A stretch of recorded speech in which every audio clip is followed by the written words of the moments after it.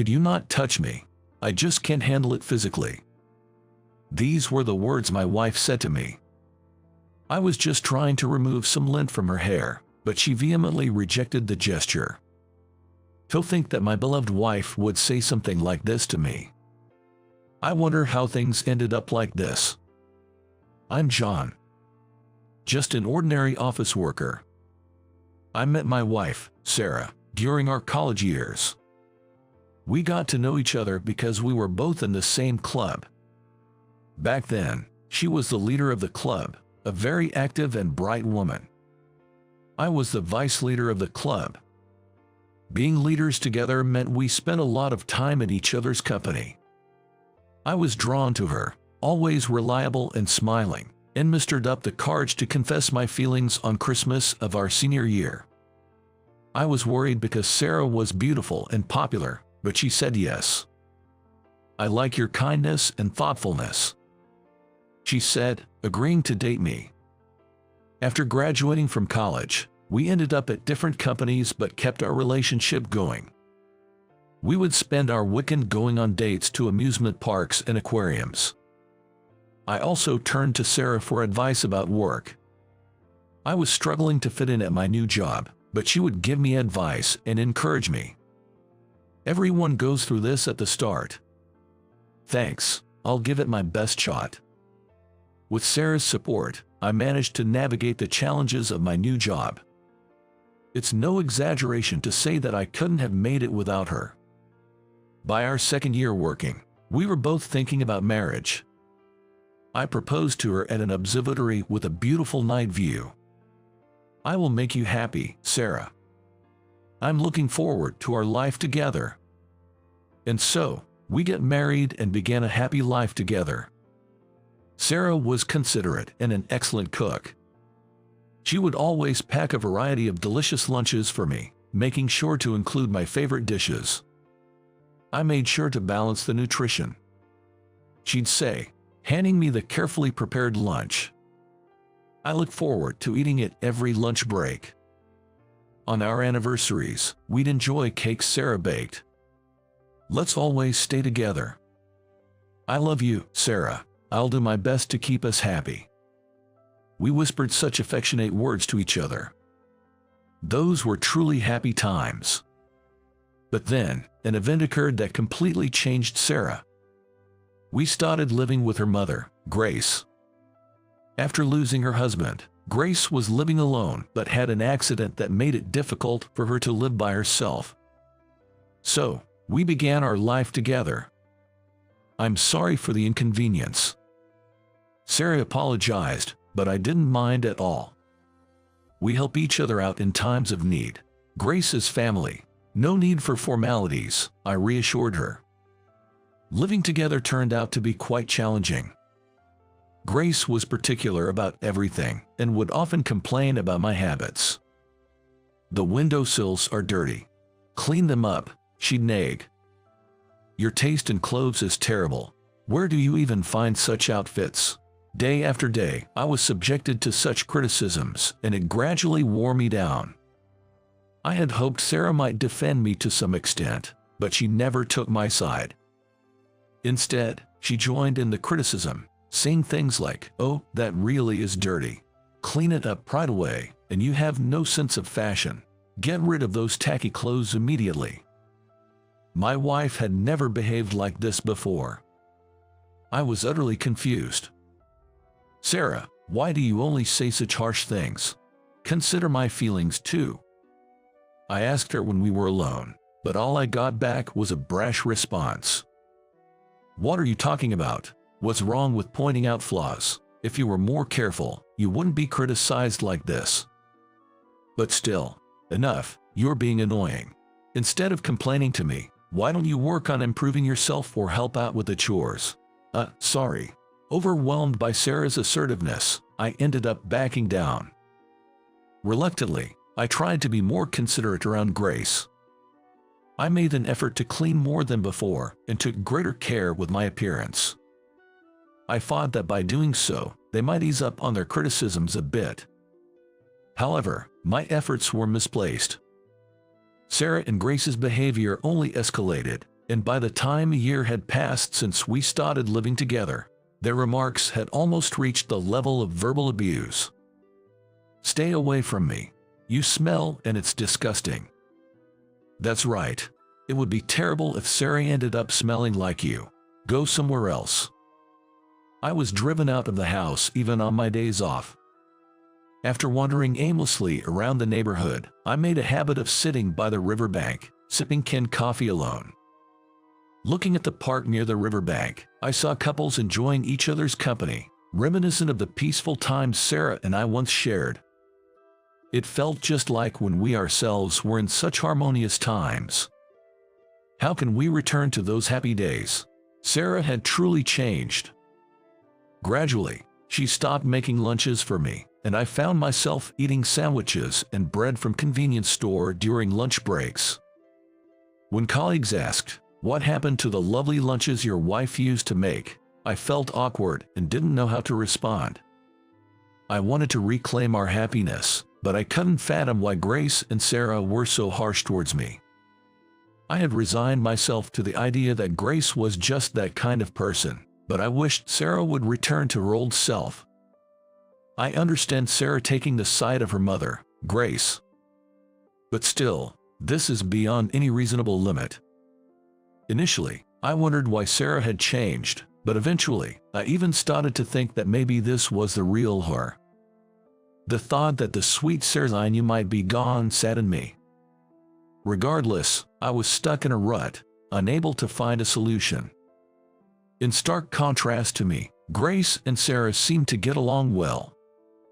They even started using social media to share moments from their enjoyable life.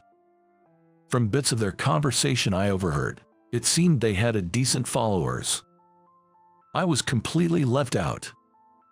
This stress at home started affecting my mood at work too.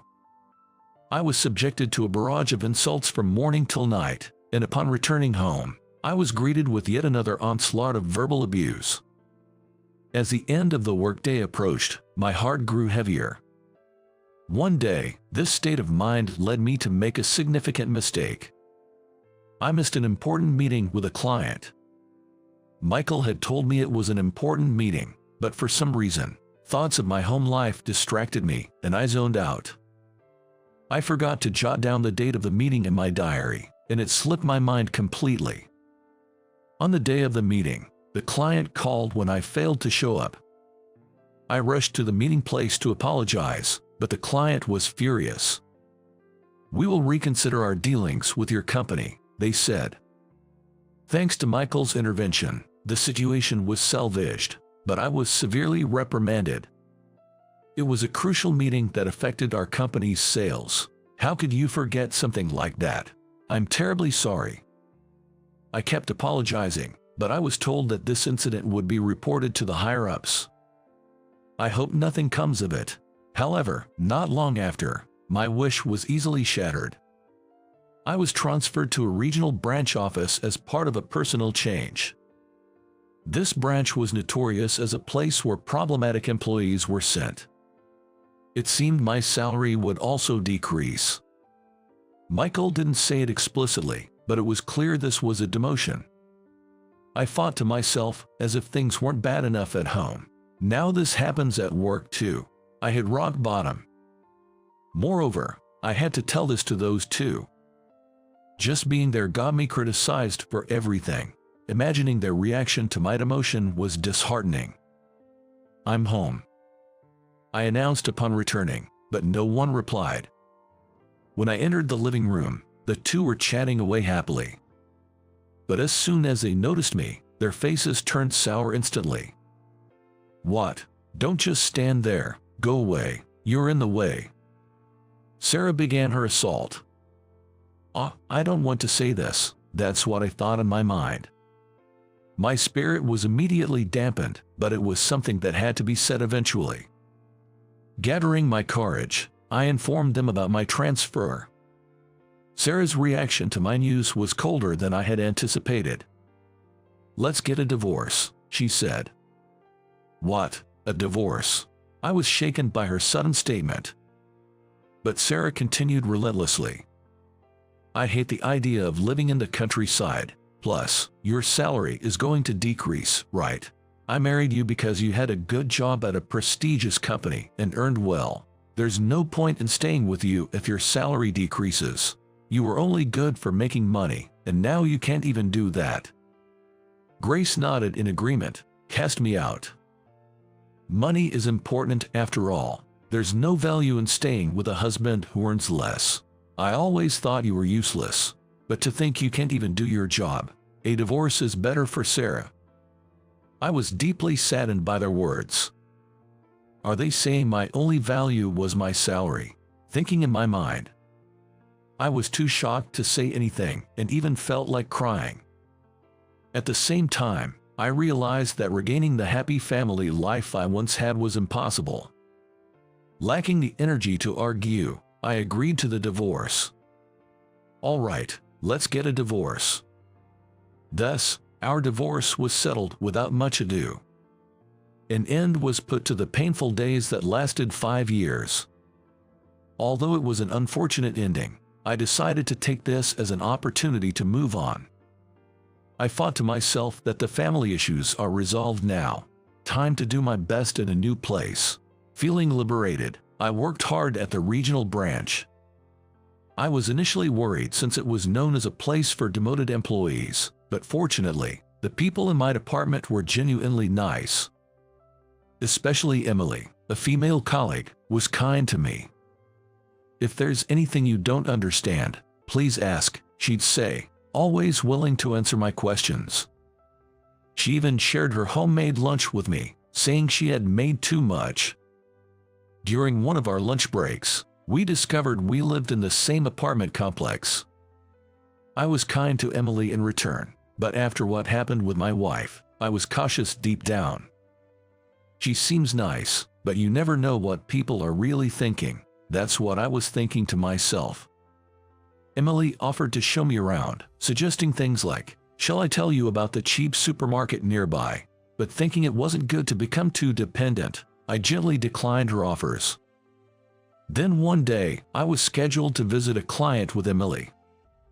The business deal concluded successfully, and I was on my way back to the office, feeling relieved. When the light turned green, I began to cross the crosswalk. "Watch out!" Emily's shout caught me off guard, and just then, a car that ran a red light was heading straight for us. Frozen in shock, I couldn't move. "I'm going to be hit." At that moment, Emily suddenly leaped towards me, pushing me out of the way.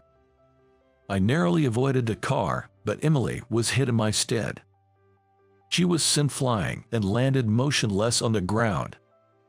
I immediately called for an ambulance, and Emily was rushed to the hospital. Fortunately, she regained consciousness quickly. She had to be hospitalized for a while due to bruises all over her body, but thankfully, her life was not in danger. When I visited her in the hospital, I thanked her for saving me. "Thank you for saving me, but I'm so sorry you ended up like this instead." "Oh no, don't worry about it. I did it on my own, so you don't need to apologize. They said there won't be any lasting effects, so it's all good." Emily replied with a smile. This incident made me gradually open up to her. She had risked her life to save me, so her kindness towards me must be genuine. During my visits, we started to share more personal stories. I told her about the terrible treatment from my ex-wife and mother-in-law, and how I ended up at the regional office due to a mistake at work. Upon hearing my story, Emily began to cry. "What's wrong?" I was taken aback, not expecting my story to make her cry. "Actually, I'm also divorced. My ex-husband used to abuse me physically, and it just brought back those memories." Really, I was surprised to hear this. I heard that Emily's husband was kind at the beginning of their marriage. However, after he was laid off, he began to drown his sorrows in alcohol and started physically abusing Emily. Although she managed to get a divorce, she still had scars from the abuse. Like me, the stress from her home life affected her work, leading to her transfer to the regional office. While I hadn't experienced physical violence, I understood the pain of a broken home. That must have been very hard for you. Yes, it was hard, especially when others couldn't understand, which made it even more painful. But meeting you has been a blessing. Meeting someone who shared a similar fate made me feel lighter. During her hospital stay, I visited her regularly, and we talked about various things. The day before her discharge, Emily confessed, "I like you, John. Would you go out with me?" By then, I had completely opened up to her. "Sure, I'd be happy to." I responded eagerly, and we became a couple. Dating Emily, we enjoyed meals at local restaurants and visited hidden gems, building happy memories together. I thought living alone was comfortable, but having someone by my side is truly happier. The joy in my life returned, and I felt more motivated. It had been almost 3 years since my divorce. One day, I received a call from a former colleague at my previous branch. We weren't in regular contact, so I was curious about the reason for the call. "It's been a while, what's up?" "Well, I saw a post on social media about someone searching for their ex-husband, and it's gone viral. I thought it might be about you." "Really? Why would that be?" The thought of my ex-wife crossed my mind. "If it's true, what's going on?" Following my former colleague's lead, I searched for the account in question.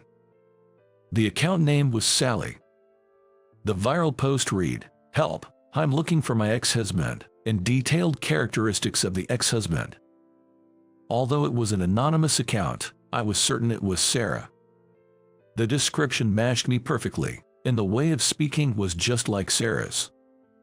Moreover, among the past posts, there were photos that I had been made to take. But why is she looking for me now? Wondering in my mind. The post mentioned, "I have something I must tell my ex-husband." I wonder if she's reflecting on her actions and wants to convey that. I created an anonymous account and replied to Sarah's post. "Hello, I apologize for the sudden intrusion. I believe I know someone who might be your ex-husband." Within minutes, my comment received a reply. "Is that true? Please tell me more about him. May I ask why you're looking for your ex-husband?" As I wrote in the post, "There's something I must tell him." "What exactly do you want to tell him?" At this point, Sarah's tone changed drastically. "That's none of your business. Just hurry up and tell me." As soon as things didn't go her way, she reverted to this attitude. It seemed her personality hadn't changed after all. The thought of her feeling remorse seemed far-fetched now. Then what does she want to tell me? I could have ended the conversation there, but I decided to continue, driven by curiosity. "Without more details, I cannot disclose any information. It's personal information, after all." There was a pause of about 10 minutes. Just as I thought she might not reply, a lengthy response came. "Fine, I'll tell you. I married him for the money, but divorced him when his salary decreased due to a transfer. Men are disposable. If one goes bad, you just replace him. I thought I could easily remarry because I'm beautiful, but no decent men appeared. It's tough supporting my mother alone. Looking back, he did earn a decent salary despite the decrease. So, I thought maybe remarrying him wouldn't be so bad, and that's why I'm looking." What kind of reason is that? Thinking in my mind. I was beyond angry. I was dumbfounded. I thought to myself, what does she think I am? I have no interest in being used so conveniently. Is that all? Then hurry up with the information.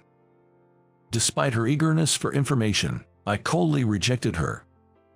With such a trivial reason, "I cannot give you the information. If you were serious about finding your husband, you wouldn't resort to social media but consult detectives or the police." I thought it'd help out of kindness, but it was a waste of time. Goodbye.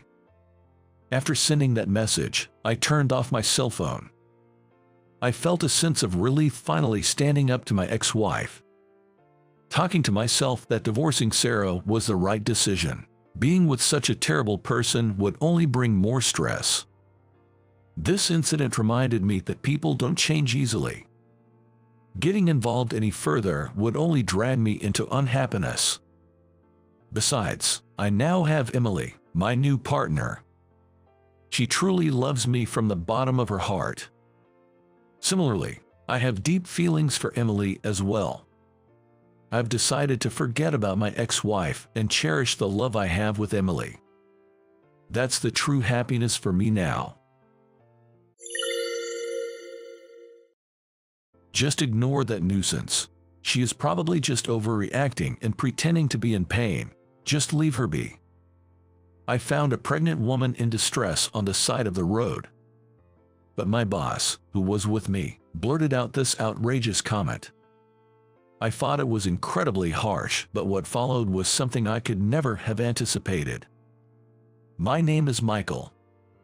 I was raised in a typical family, with my dad working as an office worker and my mom being a homemaker who also worked part-time. My mom was kind, but my dad was strict. He was meticulous about manners, from how to greet people to how to hold cutlery, and instilled discipline in me about even the smallest things. My dad himself was very serious, and at work, he was known to be reliable, taking any job seriously. At home, he often said, "Live life earnestly."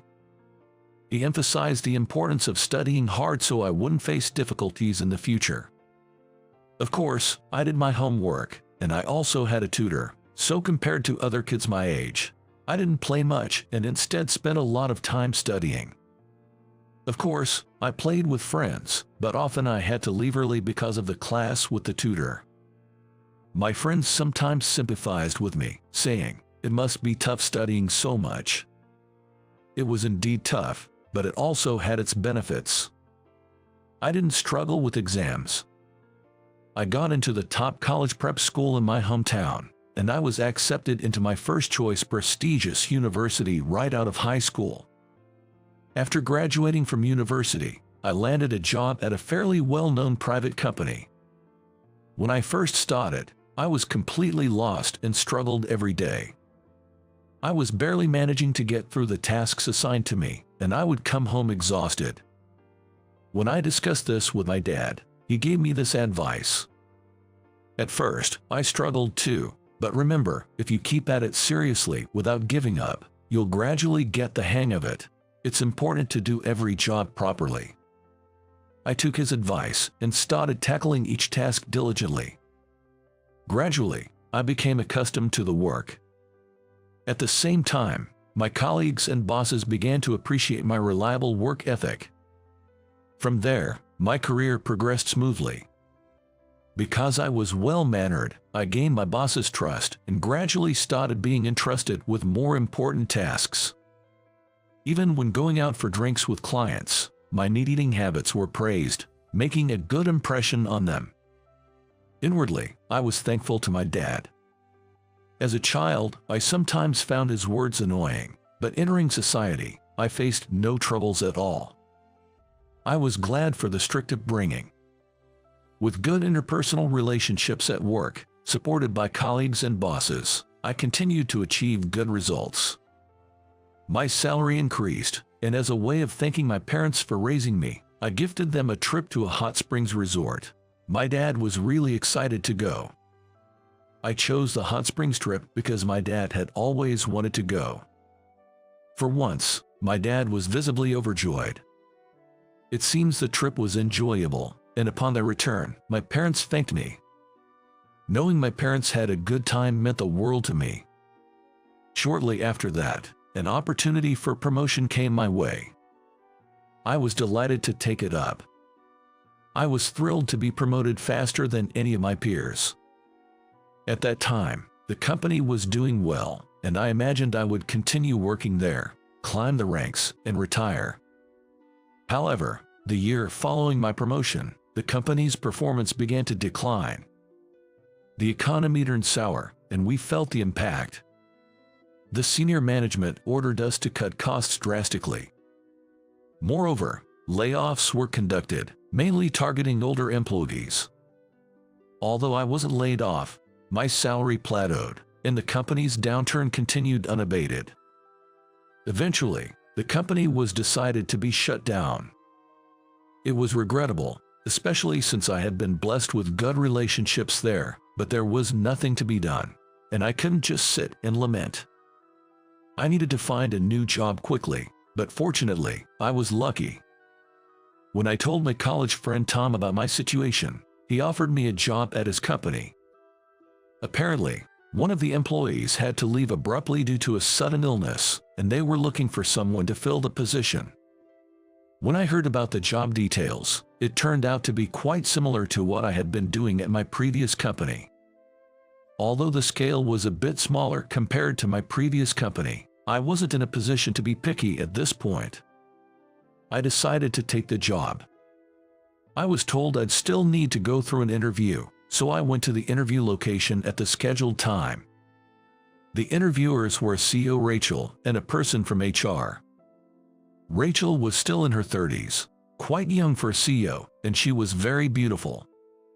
I managed to respond to all the questions without any issues, and I was offered the job on the spot. I was nervous about whether I'd be able to do well in this new environment, but having an acquaintance there made me feel more at ease than when I joined my previous company. Since we knew each other, Tom became my mentor and taught me various things. As I had heard, the job was similar to my previous one, so I was able to get accustomed to it quickly. However, just when I started to feel settled, Tom ended up leaving the company. His parents ran a traditional American bakery, and it seems they had an accident and could no longer work. So, Tom had to take over the family business all of a sudden. Tom apologized to me with a look of regret. "Sorry for suddenly leaving after inviting you here," he said. "It's okay. It's not your fault. Good luck back at home." I reassured Tom like that, but the days felt somewhat lonely after he left. Since I was still new to the company, it was difficult to say I had really bonded with the other employees. I didn't have anyone I could talk to easily. I decided to start from scratch, work diligently, and build trust again. A little while after Tom left, there was a significant change. We got a new boss. His name was John Smith. He was just a year older than me and was known to be quite capable. I was hopeful that we might get along well since we were close in age. On the day John was to join our department, I was a bit excited. When I arrived at work, I saw an unfamiliar man sitting at a desk, playing with his phone. A nameplate on the desk read Smith. I went up to greet him immediately. "Good morning. I'm Michael, and I'll be working with you from today. Nice to meet you." However, John's response was not welcoming. He looked at me with an annoyed expression and said, "I'm in the middle of a game. Don't talk to me," and went back to his phone. My excitement quickly deflated. I thought his attitude was inappropriate, but since he was my boss and it was our first meeting, I didn't want to start any trouble. I apologized and hurried to my seat. When it was time for his formal introduction to the team, he said, "Nice to meet you all," but he seemed to lack enthusiasm. And so, my days of working with John began. However, it was clear that he looked down on his subordinates. Whenever someone made a mistake, he would berate them, saying things like, "Can't you even do this much? That's why you won't get ahead." And for some reason, he seemed to particularly dislike me. I wondered if interrupting his game had bothered him that much, but it seemed to be more than that. He took issue with my earnest nature. "You said in your interview that being serious about your work is important, right? I hate people like that the most," he told me. I was taken aback when he said this. When I asked why he hated serious people, he simply said, "I've always clashed with those types. I just hate them, that's all." It's frustrating to be disliked for no fault of my own. I have become quite averse to John. He started harassing me in petty ways. For example, he would assign me a large data organization task that normally would be done by several people, and he demanded it be done by tomorrow. It was impossible for one person alone. "I can finish this by myself, even if I work all night. Can I get some help from someone else?" I asked. When I said this, he sneered. "Oh, Mr. Serious can't do it. Relying on others now, are you?" I was furious, but I asked some available colleagues for help, and we managed to finish it by the next day as requested. John looked displeased. "You didn't have to finish it so quickly. Actually, I wanted you to prioritize other tasks first. You're useless," he said. I was truly irritated by these words. The data organization task was probably just a way to harass me. John's harassment didn't stop there.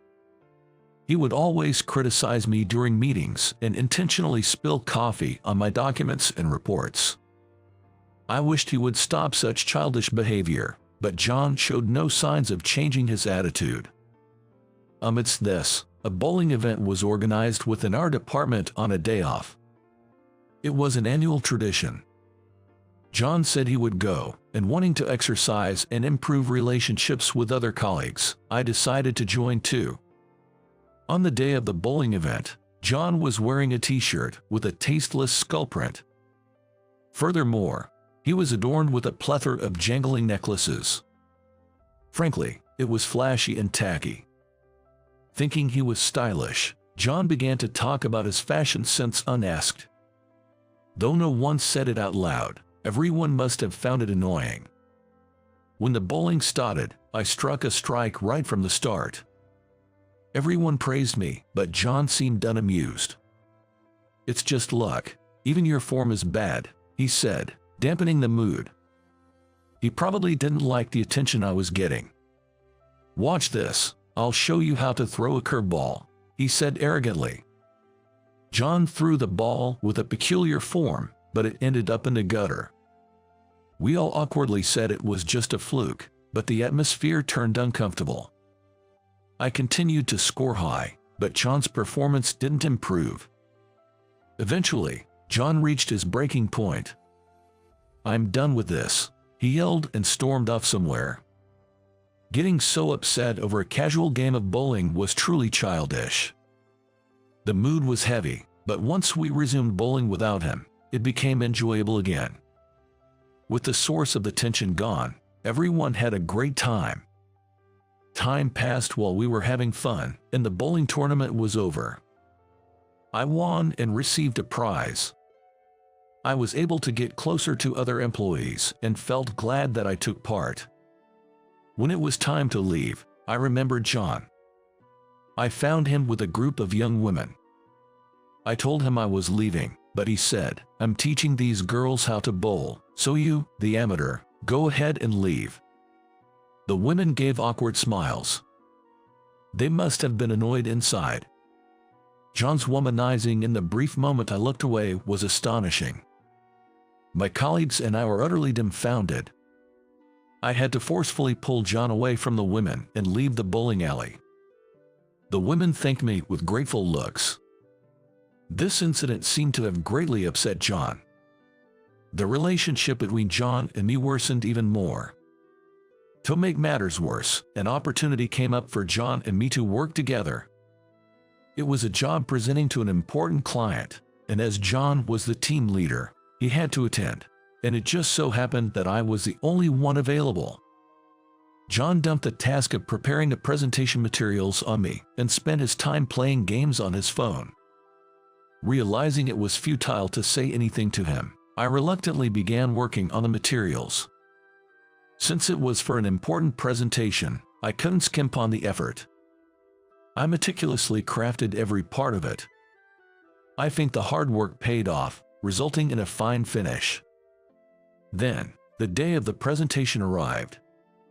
We headed to the client's office by car. Naturally, I was the one driving. As soon as John sat in the passenger seat, he started playing games on his phone. Suppressing the urge to sigh, I started the car. Soon after we set off, it began to pour heavily. My mood grew even heavier. It must have been about 20 minutes since I started driving. When I casually looked down at the sidewalk, I saw a person crouched down without an umbrella. I quickly stopped the car on the side of the road and got out of the car. The person crouched down was a woman, and her stomach was large, making her look like a pregnant woman. She was soaking wet from the rain. "Are you okay?" I asked, but she just grimaced in pain, clutching her belly. It seemed best to take her to the hospital immediately.